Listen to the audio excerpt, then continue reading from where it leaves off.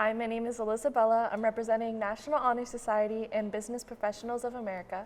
Hi, my name is Martin. I am part of National Honor Society. Today we're reading Finding Winnie, the true story of the world's most famous bear. Written by author Lindsay Maddock.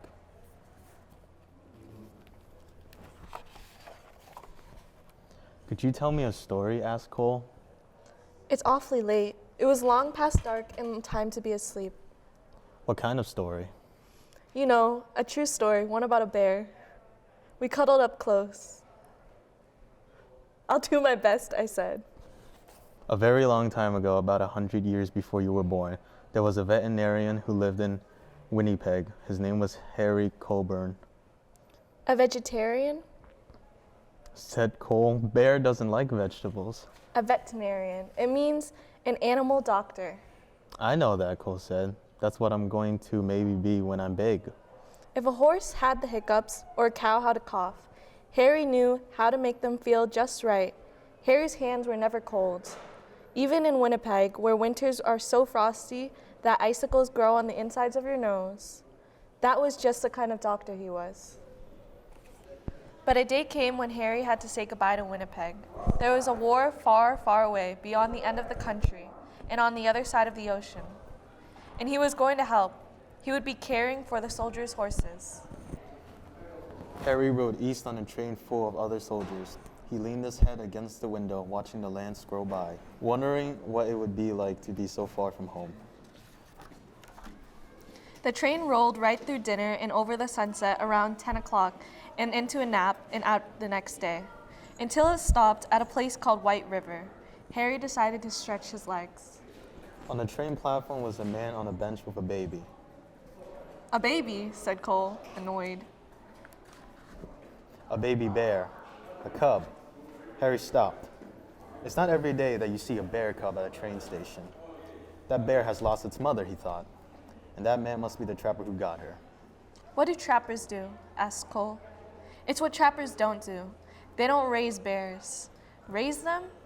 You know, I said, love them. Harry thought for a long time.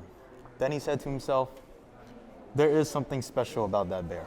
He felt inside his pocket and said, I shouldn't. He paced back and forth and said, I can't. Then his heart made up his mind and he walked up to the trapper and said, I'll give you $20 for the bear. Is $20 a lot? Asked Cole. Back then, I said, even more than a lot.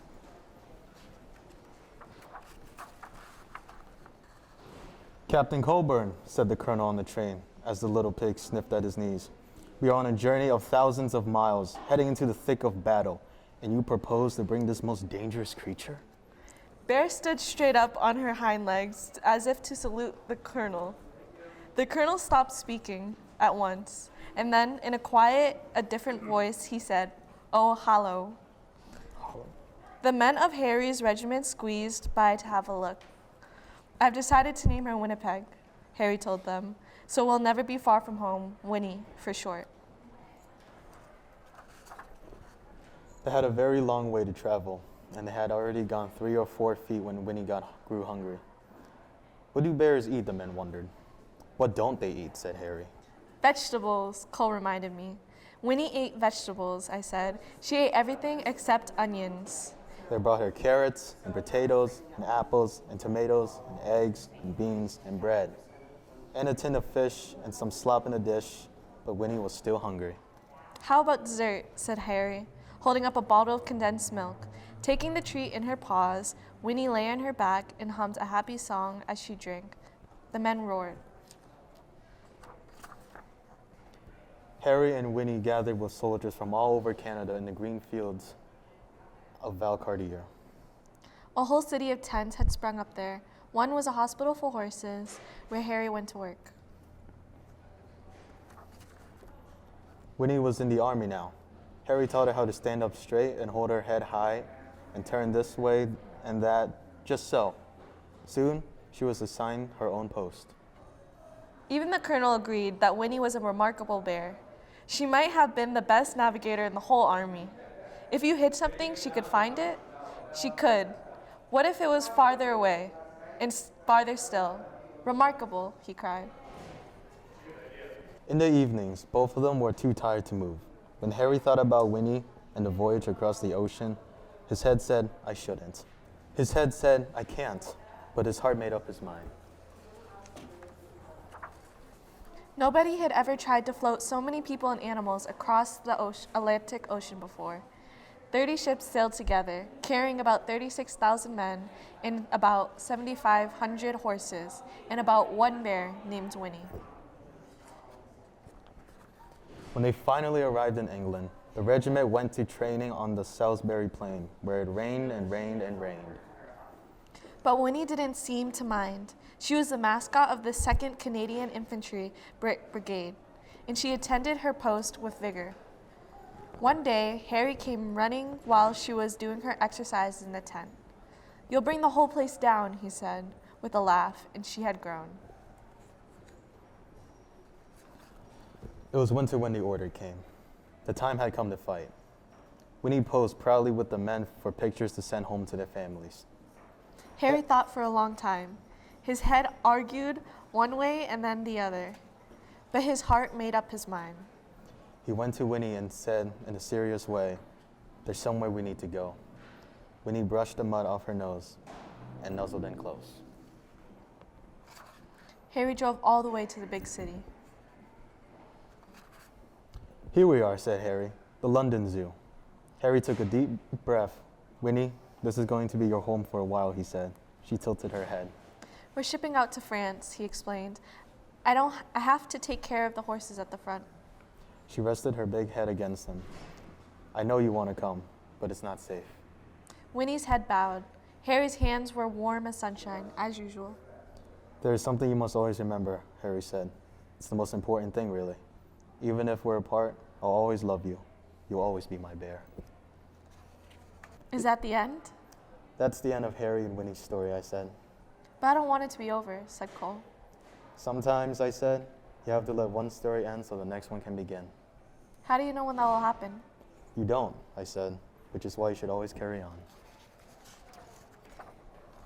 Once upon a time, there was a little boy with a stuffed bear. He'd had his bear ever since he was a baby, but somehow the boy had never found the right name for him. He tried with Teddy and Edward and even Big Bear.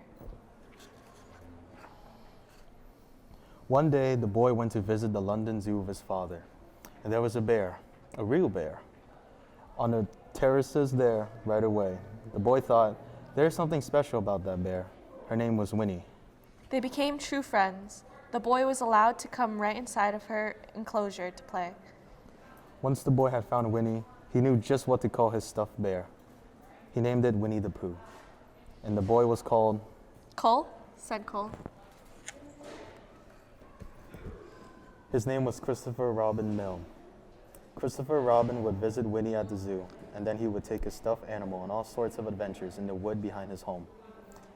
His father, Alan Alexander Milne, wrote books all about them. Harry's Winnie became the Winnie the Pooh, and there has never been a more beloved bear. But what about Harry? Cole asked. When Harry visited Winnie at the zoo, he saw how happy she was. She was being raised. She was truly loved. And that was all he had ever wanted from the moment they met at the train station in White River. So, after the war, Harry returned to Winnipeg and his life as an animal doctor. Before long, he was married and had a son named Fred. And Fred had a daughter named Lorene. And Lorene had a daughter named Lindsay. Which is me. And then I had a son.